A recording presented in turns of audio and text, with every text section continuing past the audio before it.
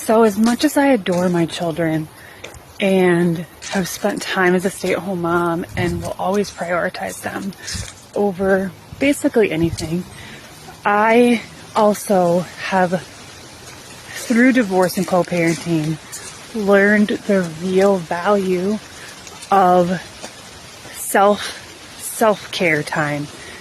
And I so need these alone, quiet, peaceful times in nature, at home with myself, and dance, listening to music, in order to help,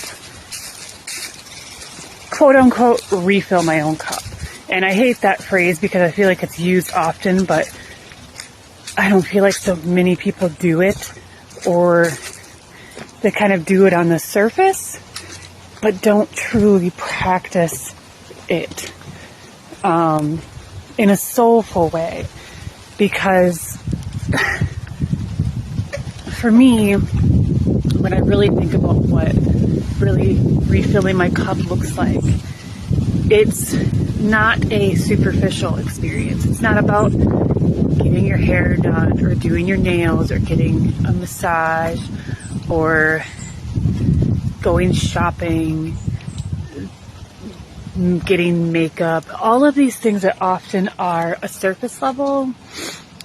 In a way, it's addictive a lot of times when it has to do with our physical, the way we look, anything that has to do with kind of the exterior. Now, that doesn't mean that taking care of yourself isn't important. That does, but it is. But when we perceive taking care of the external as a self-care routine that is meant to refill us, we're really missing the depth of what true soul care is about.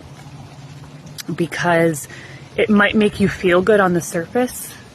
It might make you feel prettier or look more presentable or feel like you're got it together or whatever it may be. But the soul depth care is what is really going to feed your life. And a partner handing you money or telling you to go take care of yourself and go shopping and get this and that can seem nice or seem like it's caring. But where is the depth? Where is your connection to yourself? Where are you beneath the role of mother? Because no matter what, you are always more than a mother.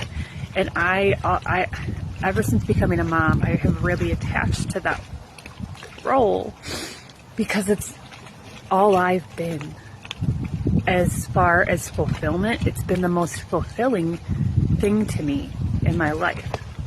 However, and I do think that there's a very divine and powerful role to being mothers. Mothers are nurturing children for the future, and I think there's a huge importance to that, being that caretaker. However, there's also so many shadows beneath that as well that women get so lost in. And one key part that has affected me in my life, and I don't talk about this often, but I'm going to start to, is the lack of a partner in a marriage who truly supports your soul growth and supports you in caring for your soul in a really deep and grounded way. Because if you don't have that partner who can help meet you and ground you, a good masculine partner, male partner, will help ground you. That is a key role of a male partner, a masculine partner, has a really strong grounding energy.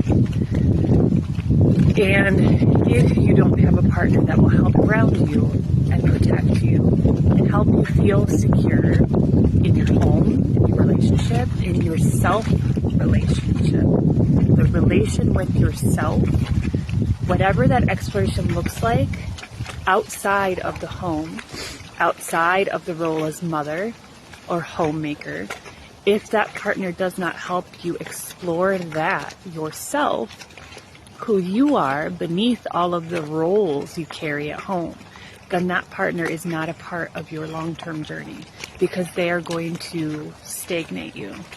And that has been a big factor. That was a big factor for why I chose to get divorced, because there was many different opportunities that I gave and offered to try to allow my partner at the time to meet me and to come and grow with me, to be curious about what I was exploring. And he had no interest. He was very stuck in his way, what he was doing, his own self-career, his own focus of every day, and was not willing to really meet me. He wanted to make it work and stay together, but not actually meet me. I was constantly told that I changed as a mom, which I absolutely did in all of the best ways. And I also lost a lot of myself and became a very unpleasant person because I had lost who I was previous to becoming a mom. I had lost all I knew about who I was, this image of what I thought I was or what I had been prior to becoming a mom. I lost friendships, I lost family, I lost a whole part of what I had lived with up until that point. So I was rediscovering me, trying to explore the depths of myself. I went through so many different shadow works and dreams, and I worked with so many different mentors, per se, who have done that journey themselves. And I went through so much of my own self-depth, growth, exploring, awakening journey. And it was all by myself.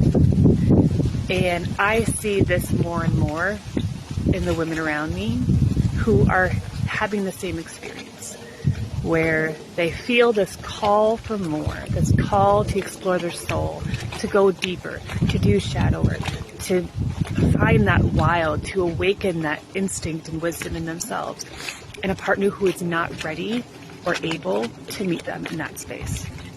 And it does not mean that you have failed. It doesn't mean that that partner is a bad person. It means that you are growing in different directions. And it just might mean that that person wasn't meant to be your forever. It was a stage of your life, and now that part, that season, is coming to an end. And to be able to accept that part of your journey, and this change upon you, is also another stage of your own shadow work as well.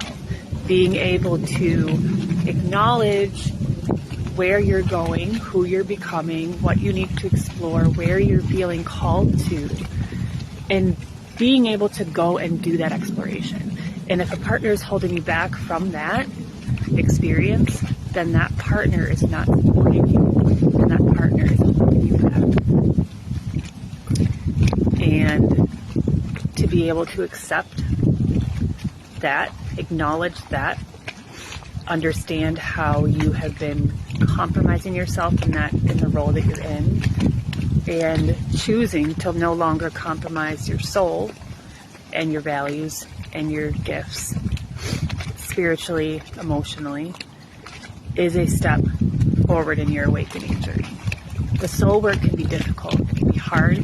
It forces you to make really difficult decisions, and it's not always rainbows and butterflies. It's not always about being happy and joyful and positive. I'm not really the bouncy, happy-go-lucky person. There are stages of joy and happiness that are felt, but there's also a great amount of discomfort we have to learn to accept and hold inside us, even knowing that that discomfort is part of the journey. sometimes the most difficult decisions and paths to take is the one that is most meant for you, because you will never experience soul growth without experience the discomfort that comes with it. That does not mean intentionally choosing suffering or finding painful experiences. It means understanding which ones are part of your journey, which ones will be a part of that shadow work that launches you. It's a catalyst into the next stage of your becoming. So I know I got lost in early motherhood, and that is what brought me to creating Wildly Awakened Motherhood, because I know how much it affected me becoming a mom, the experiences of birth and pregnancy, and the challenges with my partner and my children's father at the time, how all of these things made me who I am today, and how all of them play key roles in your awakening journey, the rewilding of yourself. And it's always your choice. You get to choose the next move. No matter what, it's your choice. It's not one that you can shift blame to others or offset responsibility. Being radically honest with yourself and accountable is a really important part of moving forward. And soul embodiment is the goal. It's really learning to re-embody yourself, and what your soul is truly desiring in this life is that transformation journey. And it will make you a really amazing mother along the way. And I think motherhood in itself is a catalyst, a gateway, and a journey, its own pathway, for your spiritual, physical, emotional evolution. So I'm going to leave it at that for today and go enjoy the rest of my hike. Bye.